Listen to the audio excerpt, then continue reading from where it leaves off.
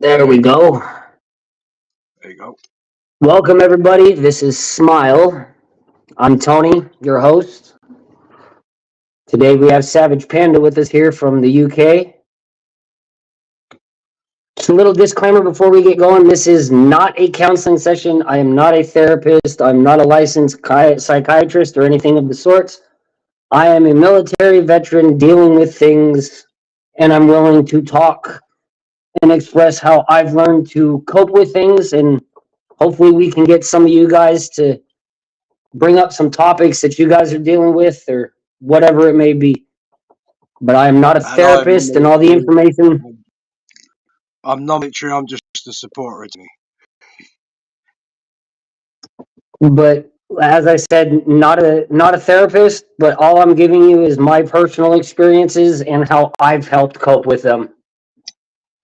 So a lot of people know that today is Memorial Day, and a lot of people think it's a day of celebration. And for our country, in a way, it is. But for those of us that served, Memorial Day is to remember those who didn't get to come home and spend Christmas, New Year's, Thanksgiving, Easter with family. They made the ultimate sacrifice. Those men and women, in my eyes, are true heroes. They paid the ultimate sacrifice. Um, Today is a day that we remember them. So we appreciate the thanks that we receive on a day like today, but please try to remember that this day is the memorial for those who have passed, not a day to thank those of us that are here, because those of us that are here, we have Veterans Day in November. And I'll do a show on that day as well. But one of the hardest things that I've coped with within the mental health is learning how to transition from a military life, any kind of true hardcore structured life, and reverting back to a civilian world and being unaware of how the way that we were structured and the way that we spoke to each other isn't accepted out in general public. And people in jail have the same experiences, people that grew up on the streets. So it isn't just military veterans, but today it is. It's but this whole show is based around anybody that's been struggling with mental health. And for me, one of the biggest ones is that coping ability of learning how to reintegrate into society. Um, it took me almost 10 years to integrate back properly into society. I was raged, constantly having PTSD episodes for no reason, hearing cars backfire, diving into a ditch. The stories just get worse. And anybody who's been through trauma understands the triggers that happen. One of the ways that I learned how to cope was when those things would happen, if I was around someone, I would explain to them why I started to react this way and allow them to understand that I'm not trying to be this way, that it's not something that I'm doing for attention, and that it's not something I'm doing because I feel I need to. These are just triggers that happen, and when triggers happen, people don't understand. So being able to identify your own triggers is one of the biggest things that you can do to help yourself. Now, I don't do well in large groups of people to this day. I don't do well. I did fantastic as a child, but in the military, I spent time in a very small unit. We were very close. I spend most of my time at home trying to help my wife's career take off, trying to help this company and everybody affiliated with it. And we would love to help anybody that would love to put their talents out there. But when I realized what my triggers were, I was able to see them coming faster. Now, I don't know all my triggers. I still get set off at times. But I've started to realize that my body gives me signals before I totally lose it. I wasn't picking up on those originally. A lot of that is because, yes, I did go to therapy and I talked about it. But I don't normally talk about my military experiences. And I probably won't here unless it's just to reference something. Most of the time, we feel what's happening and we can't stop it, because once we realize that we're being triggered, we're already into it. We're already in our own feelings. We're already set and we're ready to fight. There's no run away for some of us. And I've had to learn how to walk away instead of fighting. And by God, I will tell you, walking away, even though you may have things said to you as you're walking, if you just continue to walk away from it, it will be way less than if you stay and verbally fight or make it worse. Walking away, even though it seems like people are going to be like, "You're a pussy, you're walking away." No, I'm not. I'm being smart. When you walk away from conflict, it doesn't mean you're weak. It actually shows that you're stronger than the individual trying to cause you to do something. Because what you're doing is you're saying you respect yourself, the environment that you're in, and the people you're around enough to know that if you lose your shit, it's going to affect a lot more than just you. If you keep in mind that everyone around you is affected by what happens, and you consciously put forth an effort to say, "Hey, I'm going to walk away." Walk away. Even if they continue to follow you, you're walking away. Just walk. If, of course, there's always situations where you get cornered or something else, but that's not what we're talking about. We're talking about trying to de-escalate the situation at the beginning. And if you can't just explain, "Hey, I need 10 minutes to cool off before I say something I'm not going to be able to take back,"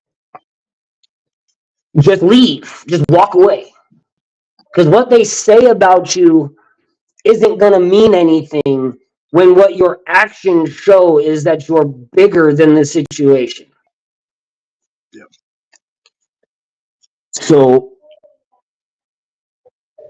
And this is the thing, you saying that as the people that have gone through the street life or the prison life can also relate to that side of it as well. Especially when it comes to coming away from that life and becoming a family man or a family woman and trying to deal with those triggers as well. That's yeah. So as I said, I have no idea what it's like coming out of jail, but I have a lot of friends who came out of jail who come and talk to me, and they they they understand that I can relate. So there's always mutual ground between people that have trauma somewhere. Yeah. So, and understand, everybody's had some kind of trauma in their life. Some people can deal with it a lot better than others. Some people can just be like, "Oh, yep, it happened, I'm done." Other people internalize it and wind up taking it out on the closest people to them, or taking it out on themselves. And especially the when it comes veterans, to and I'm men, going to, because a lot of the time it's so more emotions. But then when you come away from the military and like when you become a family person or part of society, like you're saying, that mask and that stone wall cracks. And this is what you're talking about. That's the thing. yeah, being in the military, you have to turn off your emotions. Yeah. You have to learn to be heartless.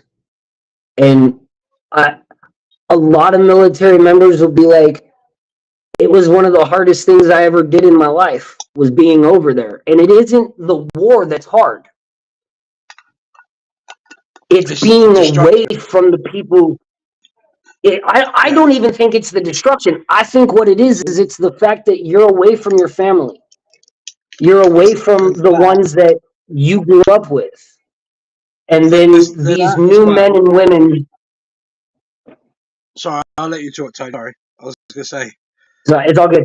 The men and women that you're now with in the military have become your new family, and when you watch them die, or you watch them Yeah. get hurt, it's literally like watching your son, your daughter, your brother, your sister, your mom, your aunt, because you become so close, you become family. And then you go home and you have your family, but your family doesn't understand that you've lost family.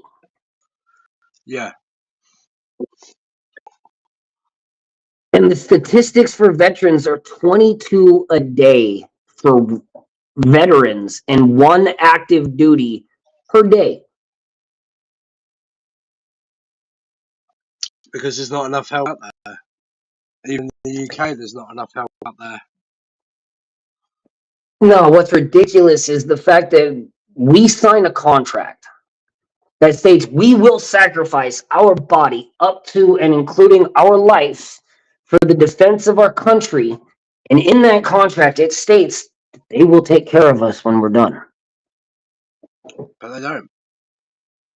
I know that. I even see I'm the here to news in call the UK. absolute. I'm here to call absolute bullshit. The VA needs to be revamped. It needs Even to in be the UK, revamped. It needs to be completely done. there's disabled veterans that have been over and actually lost their limbs in war.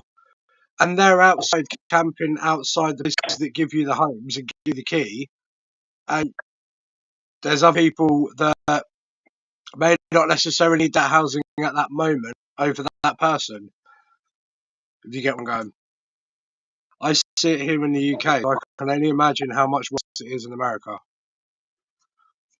You realize that here in the United States, it's easier for an illegal immigrant to get housing and assistance than it is for an American veteran who served in Yeah. war and is now sleeping on a goddamn cardboard This box is in the the corner of a same issue street? in the UK.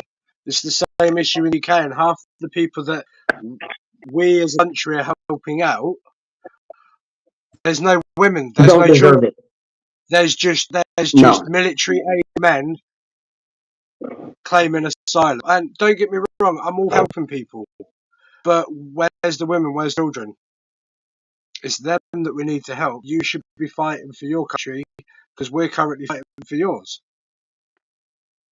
Not And just our that, if you're veterans military are age, being left I, behind. I believe that every military aged man that goes into any other country seeking asylum should automatically be required to serve 4 years in their military to prove their dedication to the country and to their customs and their laws and their rules. And then if they survive 4 years, it doesn't need to be combat, 4 years of service.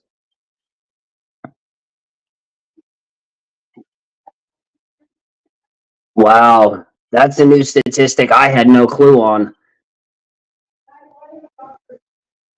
But those people need to show that they're truly wanting to be a part of that country. And if they do that, then full citizenship, no problem. Yeah. Until then, nothing. They get no benefits. They get no housing. If they're gonna come here, they need to join the military and go fight. Period. Put in the fucking years. Put in the requirement and go. If you are woman and child, you are seeking asylum, and your country is in turmoil. Yeah. Please come. But if you're a single male and you are between the ages of 17 and 30, get ready to join the military. That's my personal opinion. But I also believe This thing that over here every in the UK, senator, putting people of that age that are claiming asylum, there's no children, no women, putting them in hotels and putting them on benefits. yeah, that's what they're doing here too. And that sets a lot of us off. That's a trigger for a lot of us because we need the help, but we can't get it because it's being distributed to people that have no business being here in the first place. Exactly. Now, we can go off on tangents all day long on this kind of subject, but the mental health portion of it is if those people are receiving the help when they first come here, why can't I? Why We can't can't you? look after Why can't we can't you look why after the can't you people that are walk already into the part of same our facility? Why can't I walk into a facility and be like, hey, I need this. I'm a disabled veteran. But the dude standing behind me who doesn't speak a lick of English can walk in, get a translator, get seen immediately, and have money, food, and housing within 48 hours. Not that a doctor I on had to call, wait. we can't even get an appointment. I lived in a fucking hotel for 2 years waiting for my fucking shit to come through. I paid out $72,000 for 2 years in a hotel. Where's my reimbursement? Where's my hey? Why couldn't they have seen? Because I was going into one of these assistances every day, every other day, 3 times a week, and it still took 2 years to get me my housing. Yeah. But somebody comes across my border, claims they need housing and they need assistance, and they get everything that they fucking need. That's a trigger to me. That makes me want to go down to my local office and cause a stink. But if I cause a stink, I'm a racist piece of shit. Exactly. Because That's the I'm white. first word people jump to. It's, oh, you're racist. But it doesn't necessarily mean you're a racist. It just means that, look, we need to look after our own. Our country comes first. The people within our country already need help. Why add Do you to know it? that in the United States, do you know that in how many, hey, if I could get my producer to look up how many abandoned houses there are across the United States, and Like, then, we can go and into the UK as well. There's not do just you that. know that if we gave There's every even old homeless veteran, military bases. There's even old military bases that have been abandoned, not used, anything, and there's houses in there or on the outskirts of it, and it's just boarded up, not even being used. Do you know what I mean? if we housed every homeless veteran on the streets right now, we could put one in every home and still have roughly like 6 million abandoned homes. And some of them might even want to brother up, so you might get like a housing unit, like 4 of them, and 4 of you sit together, and that will help for mental health and everything. We need more facilities where veterans can go, stay, get stabilized, and be able to move on from. And not just that, without sounding stupid, have number or have somewhere they can call, like obviously a band of brothers. Not saying it's all men, but that's kind of what you are. It's a brotherhood and a sisterhood all together. Now outside the military, you feel isolated, whereas there needs to be something where it feels like a family. You can be part of a group. Boom, anyone will pick up. Do you mean? Yeah, that's why a lot of veterans join motorcycle clubs. Because it's the closest thing, brotherhood and sisterhood, and it's riding that line. Just enough, It's just knowing that enough the to person keep that's that riding heart with you, going. Yeah, yeah, it's knowing that the person riding with you will go down with you if needed. yeah. If you go down, you know they're going to be there. That's what we miss. And that is a huge mental health problem. Is we feel like like I feel like I've abandoned my guys because Yeah, I don't stay in contact with them much. But at the same time, I also feel that hey, some of this shit that we went through is just not good for us to talk to each other because bringing it up will bring up really hard memories for everybody. and that is completely understandable. But at the same time, some could be struggling the same way that was within your group, and then their life taken from themselves because they felt that isolated.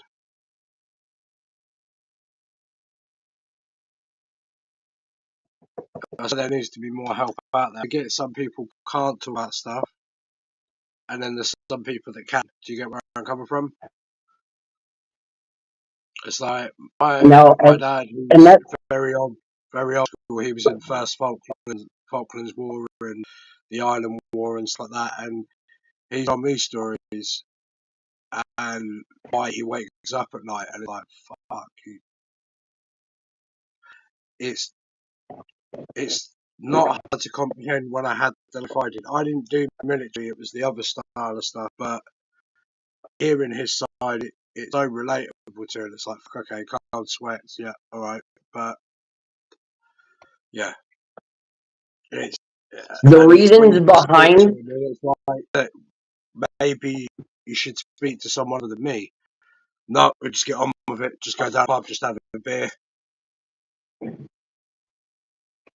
But that's the generation gap. Whereas nowadays there is more talk about it and come and get a little bit of help. But saying that, I had a friend that was in the military when Afghanistan kicked off. He went over there. He come back. He went AWOL. He had a massive cocaine habit because of what he saw over there. Because there was no help after his first tour. This is what I mean. There's still that problem there. There is help. Yes, it is more spoken about, but is there? Do you get where I'm coming from? yeah, If what it's it bad in is the UK, there's I the can only see how bad it is in America. there are there are supposed to be organizations in place that when people are coming back from combat and being discharged from the military, that they're supposed to go through this decommissioning type phase where they're brought back into civilian world and taught certain things and shown how to deal with things and hooked up with a counselor and hooked up with doctors and all this other stuff is supposed to happen. That's what they Yeah. promise us. But what here's the harsh reality of it. I came The back. only good thing I know that you I got Americans get is diagnosed a with a decent heart flight. murmur, Yeah. I and know you guys decent flight back, and that's it. they tossed me out with no, hey, here's some doctors, here's some studying to get yourself a career, here's the lines to do this. None of that. It was, here's your discharge papers, get the fuck on. I've had to fight for over 20 years to get the kind of help that I've finally gotten. And I've been fighting since 2003. I quit trying to go to the VA because the VA is just a bunch of bullshit. Yeah. I found real help. It took me a while, but I found real help with certain counselors. And then they got transferred and I got thrown into the wind again. Like, I, Yep. I don't care. Let them You come at me. start getting to that Palmdale Mental little Health. peak at mountain. Yeah. Palmdale Mental Health here in California.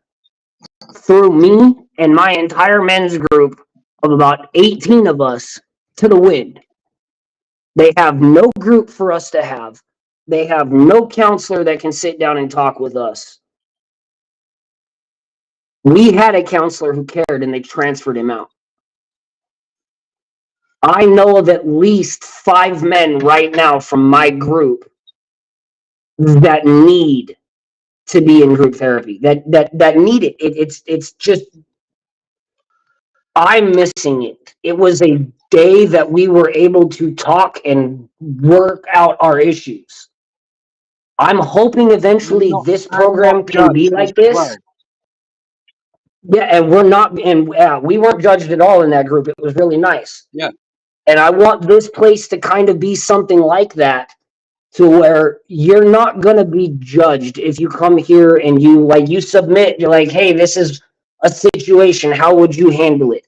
Because I'm not going to address anyone by name on this topics. I'm only going to go by situations. So if anybody writes in and is like, hey, this is what I'm going through, we will never say your name out loud. We will never put you on the spot. I will take that and give you my interpretation on how things could run, but I'm not giving any advice to anybody on how it needs to be handled. If you are someone that does help within it and like wants to hit Tony up on the side and maybe on the show, and I'm pretty sure Tony would be open to that as well. Exactly. I have no problem having guests come on to be able to do things and share experiences or share stories or share how they've overcome certain things, because that's what this community is about. We've got to be able to talk to each other more and start to understand each other. We don't have to agree on everything, but we have to be able to at least sit down and be like, hey, this is where I'm at, this is where you're at, where can we meet in the middle? No, Because correct. then we can really get to the issues at hand and start talking about what's actually happening. We-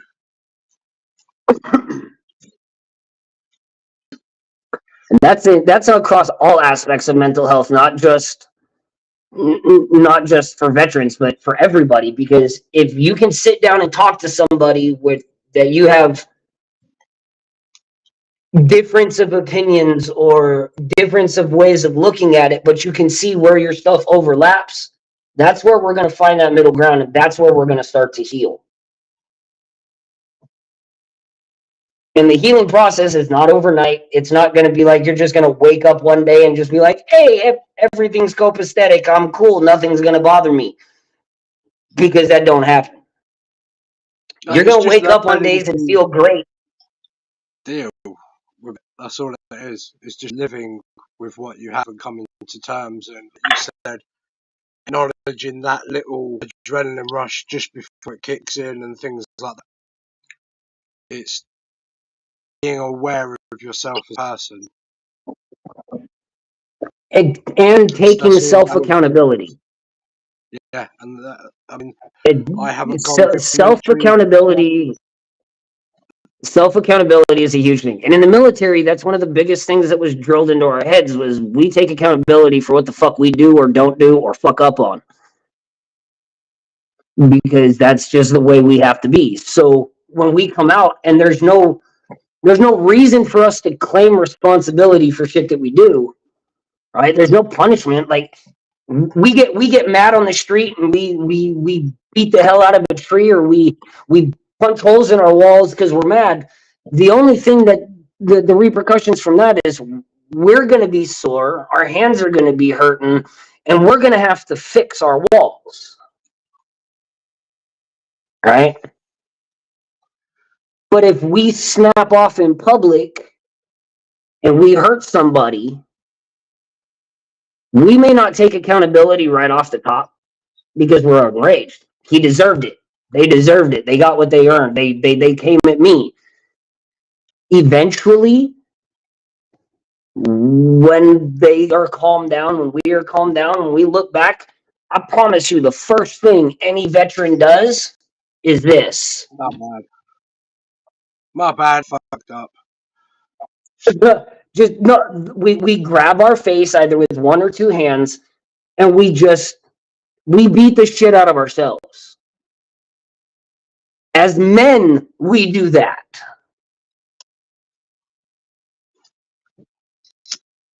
As men, we're told we can't have that emotion. We can't be emotionally weak.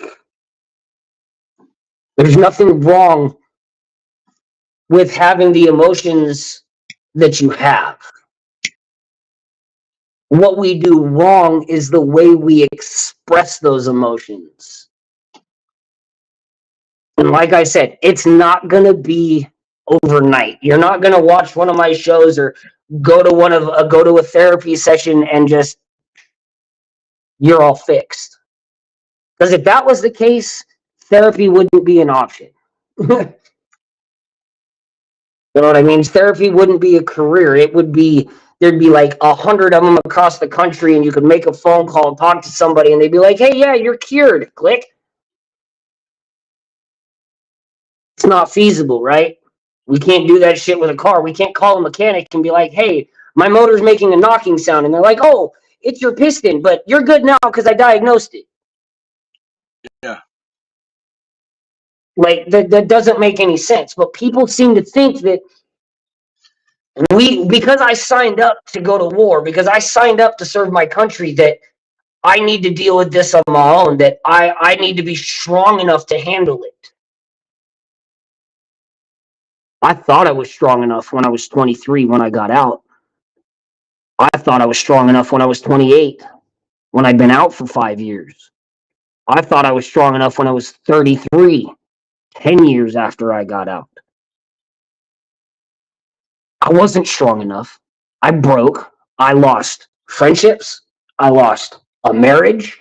I almost lost my son. I lost respect from my own family. I lost respect from people that I had never met. But when they met me, they were like, dude, you're too crazy. You're too much of a loose cannon. You got to get help. I didn't want help. Most of us, anybody who's like, I'm not ready to go to therapy, they're absolutely right.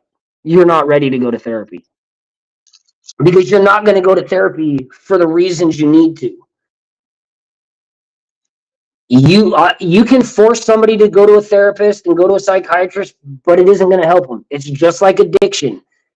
Being angry, I was addicted to it. I enjoyed being angry because it kept people away from me and they couldn't hurt me. I enjoyed being angry. I thrived on anger and rage and aggression. It keeps that always be aware, my because you're so used to it from the military, that heightened sense. It keeps you that step all the time, being like that. And learning to come away from that around certain people and finding the right people to be comfortable not being that way around was very difficult. My wife now, for the last 13 years of my life, has been that person for me to realize that I don't have to be angry and that I don't have to stay so hyper aggressive that nobody wants to get close to me. Yeah. And I love my wife to death. I thank her very much for sticking through with me with all the bullshit that I've been through and all the shit she's seen.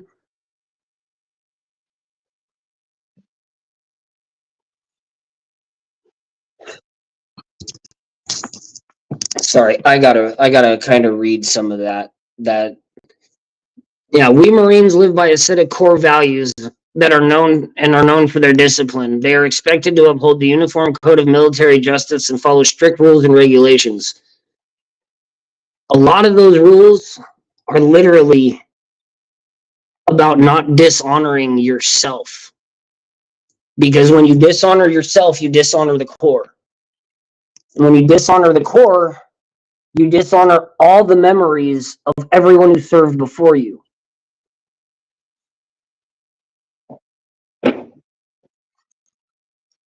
I haven't been the greatest of person since I got out. I've got my issues. We all do. Um, but I want to make a change. And if the people around me that are supposed to be there to help me aren't going to reach out to me, then I guess I'm going to reach out to y'all because I don't know if my experiences that I talked about in group helped other people, but I know that they helped me. I know that other people's discussions about what they went through and how they came out of it, good or bad, and how their life changed and how they had to redirect themselves. They allowed me to look at my situations and say, hey, I can change this right now.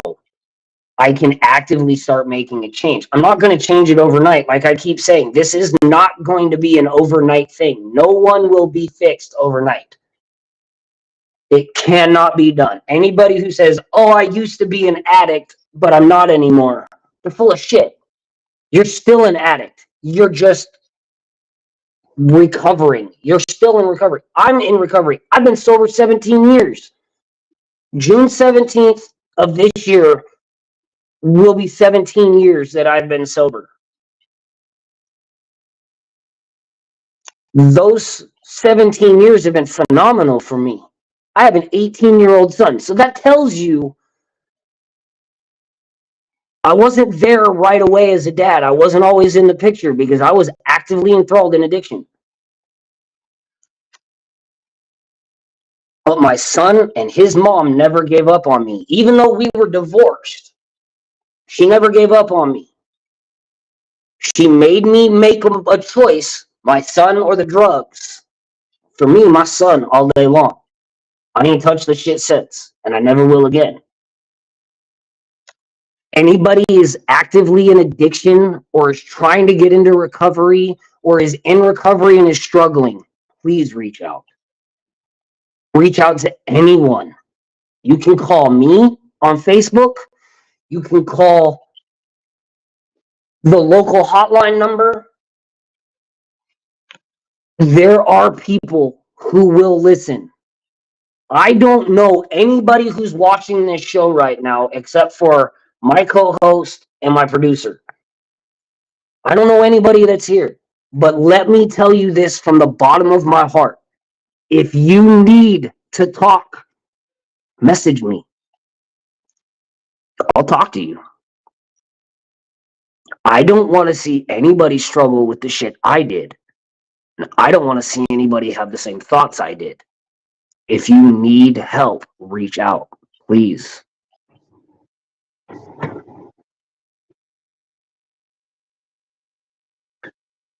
But one of the ways that I have learned to cope with some things is because of my sister. Now, my sister was laid to rest April 27th of this year. She suffered from massive medical complications from Crohn's disease, botched surgeries, and more. But my sister had a mantra. It was called S.M.I.L.E. S.M.I.L.E. And that's what we're based on. S is for serve others. Now, a lot of people are like, why would I want to go do something for somebody else if it's not benefiting me? Well, here's the thing. When you serve other people with no intent of receiving anything from it, the gift you receive is 1,000-fold what it would be if you were being paid. Now, I'm not saying monetarily paid. I'm just saying getting something in return. If you go do something for someone and you expect them to do something back for you, there's your payment. That's your recoup. But if you go out and you serve other people, you just go out, even if all you do is you find one person and you help them cross the street, find a lady and help her take her groceries to her car. If you serve somebody with no expectation, the feelings that you have inside of you will increase in positivity because you get to see your actions put a smile on someone else's face. And you don't know, that action that you do to one person may cause them to turn around and help somebody else. You guys have all seen a still lake. You know how serene it looks? Then you take a rock and you throw it in the fucking lake, right? What happens? You get ripples, right? Starts out real small, and then they get bigger and bigger. So your one action, you may not see the circumstances that it truly affects, but you being nice and helping one person and serving someone other than yourself will pay dividends across the board, even if you never see it. But know that your actions have helped someone.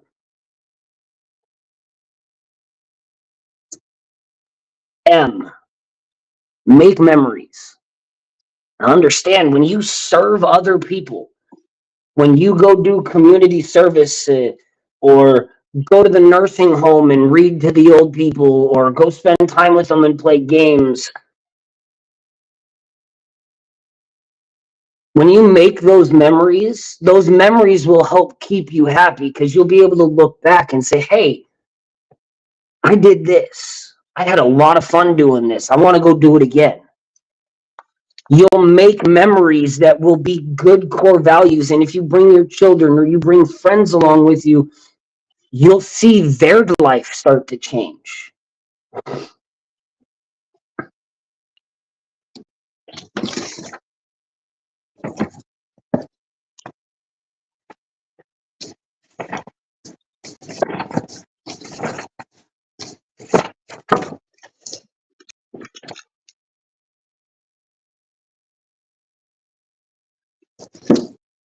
I'm trying to remember what it is off the top of my head, and I can't remember it for some reason. I am not alone. Yes, I am not alone. That's right. That's probably one of the strongest. That's one of the strongest statements that you can make to yourself. Even in those times when you feel that there's nobody there for you, that nobody's available to talk because it's 3:30 in the morning and you don't want to wake up your best friend, or you don't want to wake up your wife, or you don't want to wake up your husband, or you don't want to wake up your neighbor. Understand, you are not alone is not that I am not alone does not mean I always have someone with me. It means that I'm not alone. There are other people that are going through this. And even if I can't reach out to the one I need to or I want to, I can reach out. Because there are people out there who don't know you from a hole in the wall that will sit up and talk to you for hours. I'm one of them. I don't care what time it is. If you need to talk, if you send me a message that goes, I'm in trouble, I need to talk, I'm dropping everything. I'm dropping everything because I will help you. I will sit there. I will listen. I will talk to you. I will not judge you. Now, L, love life and learn. What does it, hey, Kurt, to you, what does it mean to love life? Enjoy the little moments.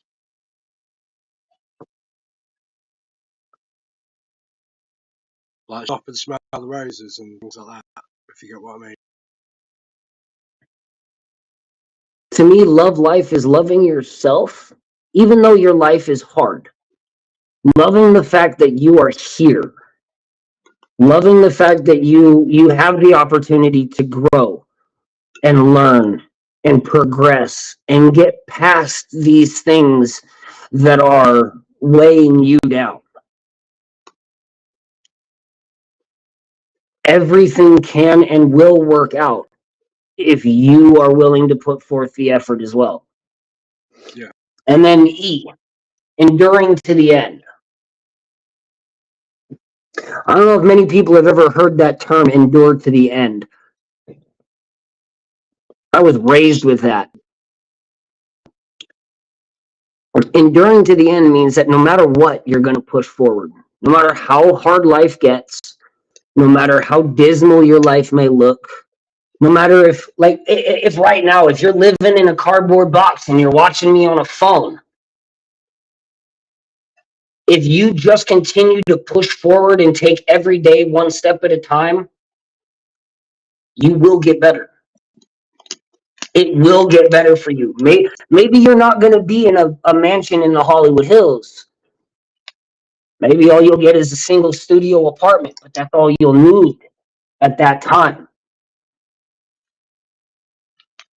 Everybody deserves the chance to be who they are and who they want to be. Some people struggle even finding out who they are. If you question why you're here and you question why things are going the way that they are, just remember to smile. Think about it. Just smile. Just the simple act of smiling at another human being boosts your serotonin levels and it boosts theirs. Robin Williams said, we're all going through things. You never know what someone else is going through, so just be kind. Maybe me smiling at the homeless guy that's sitting outside of 7-Eleven and looking at him going, hey man, keep your head up. Things will get better. Maybe just me conversating with him like that is enough for him, because I know a lot of these guys feel invisible. They don't feel like anybody sees them. And if they do see them, they see them as a bum, a vagrant, a degenerate, a criminal. But some of these people that are on the streets just they can't function normally because they've been so ostracized because of how they are. I would challenge everybody here to talk to somebody that they've never met for 5 minutes and try to put S.M.I.L.E into use. If you talking to somebody and they're like, hey man, I serve them how you can. I'm not asking you to go buy them a room or buy them a huge dinner. I'm asking you to just serve them. If it means sitting down and talking to them, do it. Give them that memory of somebody caring. Give them a good memory that they can hold on to, so they don't think that everybody in the world hates them. Remind them that they are not alone. There are people out there that are willing to help. Some can do a whole lot more than others, and others will do more than they can afford.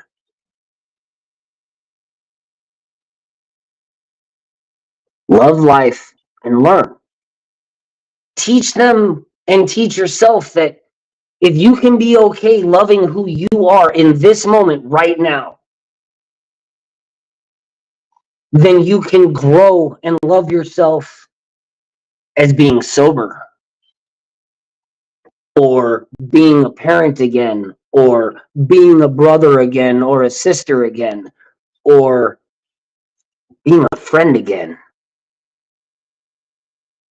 Just know that when you love your life as it is now, you will get better. Things will get better. Your mind frame will get better. Some people, yes, need medications. I'm not saying don't take medications. If that's what needs to happen, then all for it. Do it. Stick to the fucking regulated dosages and maintain your shit. If medications aren't for you, find something that is. Art, drawing, writing, running, something, anything. And then just make sure that every day you endure to the end of that day. You push forward. You find reasons to love life. You remind yourself you're not alone. You make those memories and then go serve other people.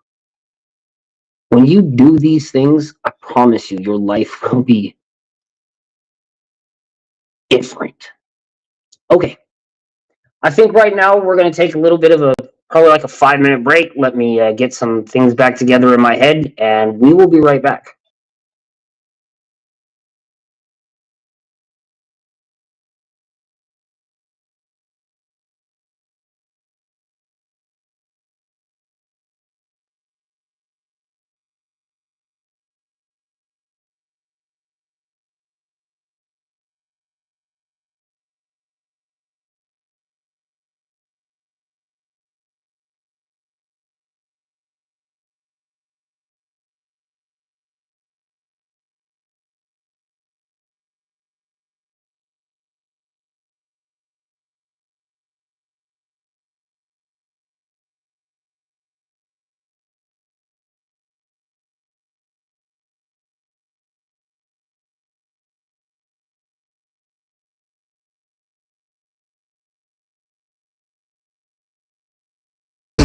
Get your wig peeled back in the Midwest heat with the Doc Gruesome Midwest Misanthropy Tour. Featuring The Hooligans, Apollo Exodus, and S.O.N. Tickets and VIP bundles available now at docgruesome.com. Limited time offer. Invalid at participating locations. Void where prohibited. No animals were harmed during the production of this. Subject to change without notice. Side effects include dry mouth, occasional pig snorter, tooth sore stomach, teary eyes, achy jaws, and whatever tingles well. Laughing hard.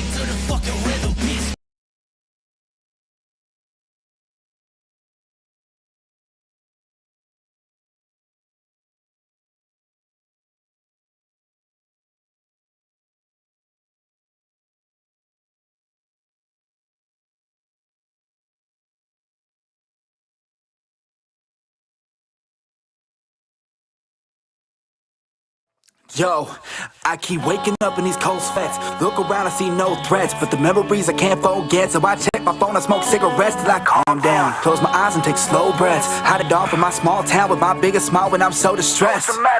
Let me go, release the grip that you hold. I just wanna feel the peace in my home. Hard to advocate mental health whenever I still battle my inner self. Flashback to my darkest hour, harping on it all morning hour. Finally got the shit off of my mind and I'm good till it snaps back shortly after. I can feel the wheels stop turning when I call in, but I can't stop working. Truth is, I'm a popular person. If I turn my phone up and they start to worry, one thing that I really know is for certain, fam, I need help and I'm tired of hurting. I'll keep fighting, I know it's worth it. Promise, I would never die on purpose. Cause I'm not suicidal. Some days I don't wanna be alive though. My kinfolk telling me to read the Bible and my fake friends telling me you'll be alright, bro. Getting drunk before every show and I'm fucking up my words like a typo. I might go back to sleep with my lights on to go write songs with my knife drawn. I'm paranoid, it's probably all in my head.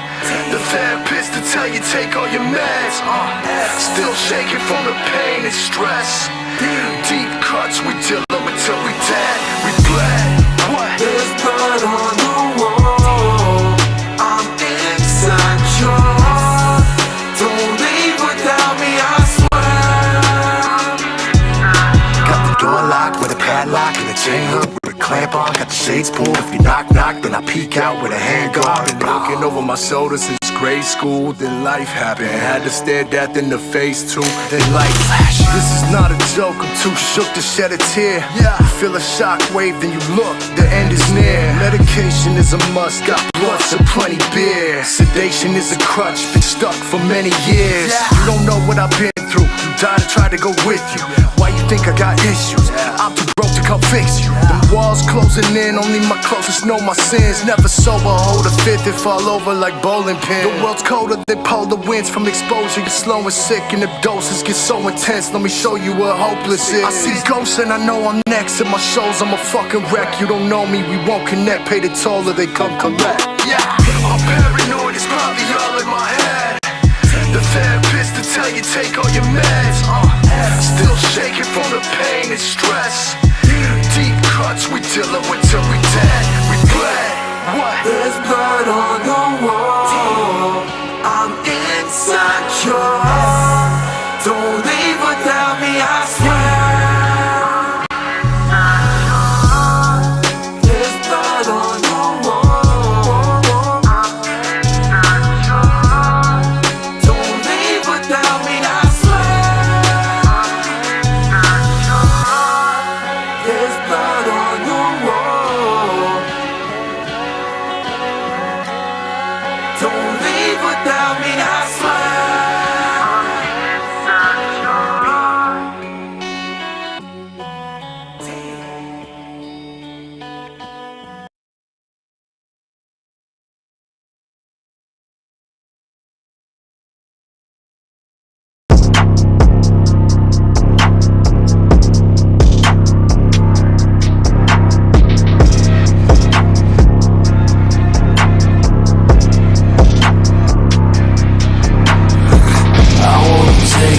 Baby, you're crazy. I wanna feel your soul in my mouth. Want you to tame the wolf and then cage me, just so you can feel me break.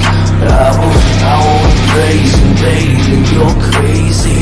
I wanna drip my soul in your mouth.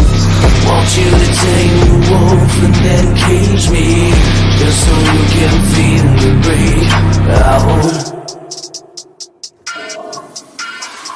She's like a religion. region when I enter a temple. She becomes a benevolent entity. She got me begging and pressed against the leather next to her flesh and hands to me mentally. She's gonna steer like Medusa, and I swear that I didn't dare to seduce her.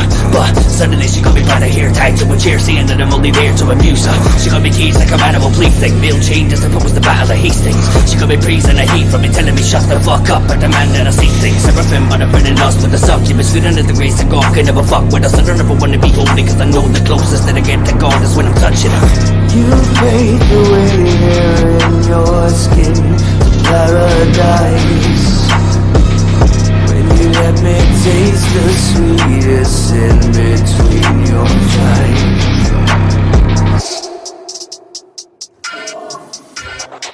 I wanna taste it, babe, when you're crazy.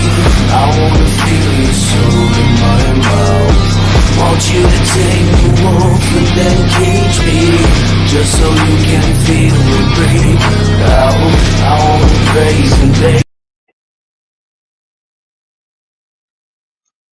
And we're back. Yeah, we are. Well, as you guys saw through the commercials, we've got many other opportunities here at BTMX besides just modeling and radios. We've got obviously these kind of podcasts. We've got gaming. We've got modeling. We've got music. We've got a whole bunch more.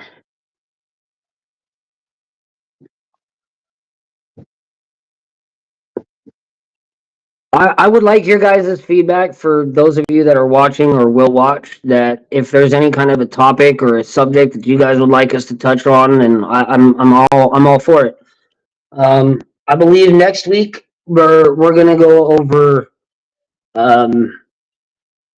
stressors is what I think I'm gonna start with is how do I start identifying your stressors? Now, obviously everyone's gonna be different. There's gonna be different amounts of stressors and different types of stressors. So just keep in mind that what may be a stressor for one person isn't necessarily for you, but you might figure that the way they feel is how you feel on something else. You get what I'm saying? So I think we're going to touch on stressors and going about how to do some stress relief techniques that I've learned, and also self motivational speaking, meaning talking to yourself positively is a huge bump within all of the mental health industry. So having that mental strength to know that even though you're stressed, you can do this, and always talk to yourself positively. As my sister would also say, I got a good idea. Usually those ideas wound up being something off the wall, but it always wound up being fun. Sometimes if you get an idea in your head and you're just like, you know what, I got an idea, let's go do this. Do it. Go try it. Don't do it if it's illegal. Don't get me wrong. But if somebody's like, hey, I got an idea, let's go down to the park and just let's just go for a walk. Like my wife and I yesterday, we went for a 3-mile walk. Didn't intend on it being that long, but I asked her if she wanted to go for a walk with me, and we just ended up walking. It was nice. It was a memory that we made. It's one of those simple little things. You don't have to do all 5 things in one day. Just pick one a day. Pick one a day. And don't forget, you gotta smile, people. Smiling makes you feel better. Even if you're faking a smile, you can only fake a smile for so long before you actually smile. Trust me, I know. I lived my years with a fake smile on my face.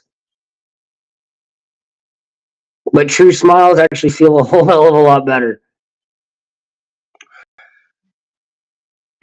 But I appreciate you guys for coming in and spending the time with us and hearing me out. And I hope that as this show progresses and grows,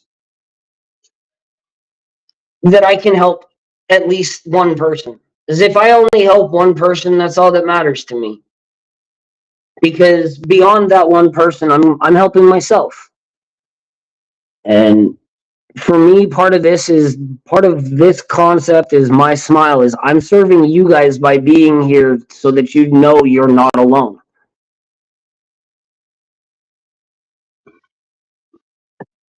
Please, if you need to, please reach out. If you want to talk to me, drop me a message. You can drop one at my Tony Wood BTMX modeling page, my manager page. I'll get right to you. Please don't be afraid to reach out if you need help. DJ Shannon has put a number at the bottom as well, the lifeline, which is 1-800-273-8255.